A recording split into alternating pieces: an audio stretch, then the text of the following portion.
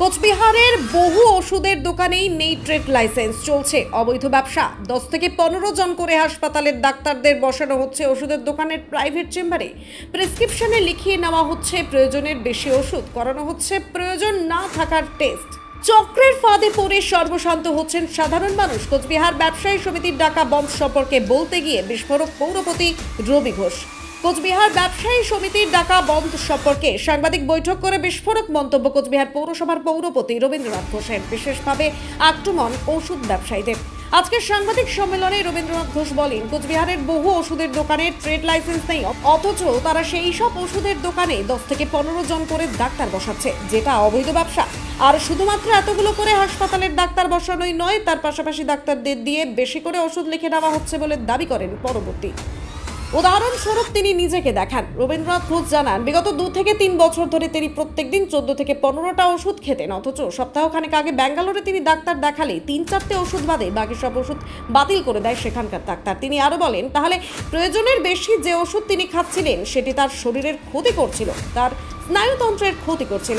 ডাক্তারদের দিয়ে প্রেসক্রিপশনে বেশি করে ওষুধ লিখে নেওয়া এবং অপ্রয়োজনীয় টেস্ট করতে বলা ইত্যাদিভাবে চিকিৎসা করতে আসা মানুষদের সর্বশান্ত করছে ট্রেড লাইসেন্সবিহীন ওইসব ওষুধ ব্যবসায়ী।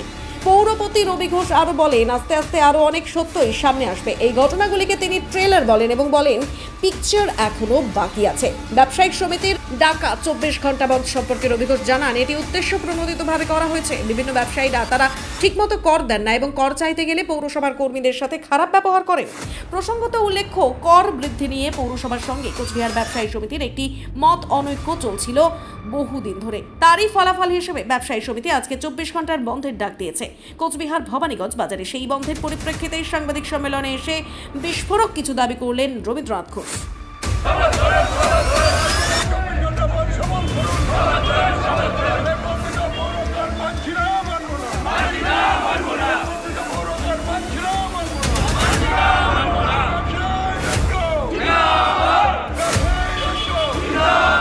কিন্তু এই যে ওষুধ ব্যবসায়ীরা প্রত্যেকটা ওষুধের দোকানে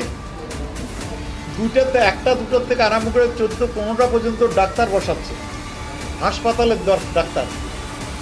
এই যে ডাক্তার বসাচ্ছে, তার কি কোনো ট্রেড লাইসেন্স আছে, অনুমোদন আছে এই ব্যবসাটার? 800 থেকে 1000 টাকা পর্যন্ত ফিস নেওয়া হচ্ছে। এটা ঠিক কোনটা ভালো শিখতে হবে।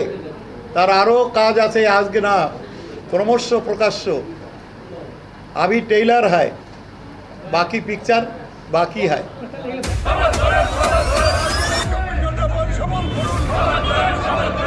এবং দোকানে ডাক্তার বসিয়ে অতিরিক্ত ডাক্তারকে দিয়ে অতিরিক্ত ওষুধ লেখানো হচ্ছে। প্রেসক্রিপশনে যে ওষুধগুলো লাগবে না লেখানো হচ্ছে, যে টেস্টগুলো করাতে হবে না ইচ্ছাকৃত 2টা 5টা 7টা 10টা পর্যন্ত টেস্ট করানোর প্রেসক্রিপশন লিখে দিচ্ছে। এবং প্রত্যেকটা পরিবারকে এইভাবে যারা চিকিৎসা করাতে আসে সেই তারা সর্বশান্ত হয়ে যাচ্ছে। আমি নিজে ভুক্তভোগী, আমাকে 14-15টা ওষুধ আমাকে খেতে হচ্ছিল গত 3-4 বছর হলো। আমি 1 সপ্তাহ আগে চেন্নাই গিয়েছিলাম, সব ওষুধ বাতিল করে মাত্র 4টা ওষুধ রেখেছে। তার মানেটা কি? তার মানে যে বাকি যে আমি 11টা ওষুধ খেতাম সেই ওষুধগুলো আমার প্রয়োজন ছিল না। সেই ওষুধগুলো আমার শরীরে গিয়ে আমার শরীরে যা রয়েছে, নার্ভ রয়েছে, দুর্বল করে দিয়েছে, আমার শরীরের সমস্ত যন্ত্রগুলো বিকল করে দিচ্ছে। এভাবেই মানে এই ওষুধের দোকানগুলো এরা রুগী ধরে এনে বিভিন্ন প্রলোভন দিয়ে এরা এই ওষুধের দোকানগুলো মানুষ মারার একটা কল তৈরি করেছে। সেই জায়গায় কি মনে করছেন যে স্বাস্থ্য দপ্তর নজরদারি রাখতে ব্যর্থ? আমরা এই একটা বিশেষ মিটিং করে স্বাস্থ্য দপ্তরের কাছে আমরা এই ব্যাপারে চিঠি পাঠাবো ব্যবস্থা নেওয়ার জন্য।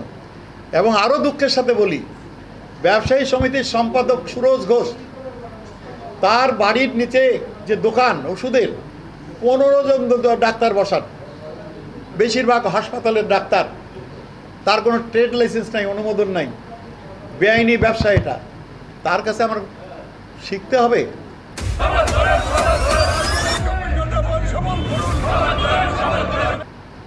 আমাদের পৌরসভা শিখতে হবে তার কাছে নীতি নিয়ম, কোনটা ঠিক কোনটা ভালো। শিখতে হবে।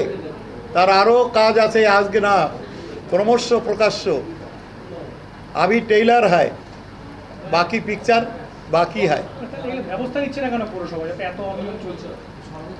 ডেকে ডেকে বৈঠক করে চেষ্টা করছি যে আপনার শুধরান, আইনগত ব্যবস্থা নেওয়ার আগে আপনার শুধরান, কিন্তু শুধরায় নেই, উল্টা পৌরসভার বিরুদ্ধে চক্রান্ত করছে, পৌরসভাকে ব্ল্যাকমেল করার চেষ্টা করছে। যে সমস্ত ব্যবসায়ীরা ট্রেড দেখুন, পাল্টা আন্দোলনের নামা বড় কথা নয়, আমরা দেখতে চাইছিলাম, দেখি কি দাঁড়ায়। এই বনটা মূলত সিপিএম আর বিজেপিরই বন, বিরোধী দলরা সমর্থন করেছে, তাদের লোক দিয়েছে এখানে মারপিট করার জন্য, মাস্তানি গুন্ডামি করার মতো মোটরসাইকেলে চড়ে যে গুন্ডামি করা হচ্ছে, একটা অচলাবস্থা তৈরি করার চেষ্টা হচ্ছে। আর একটা কথা আমি বলতে চাই,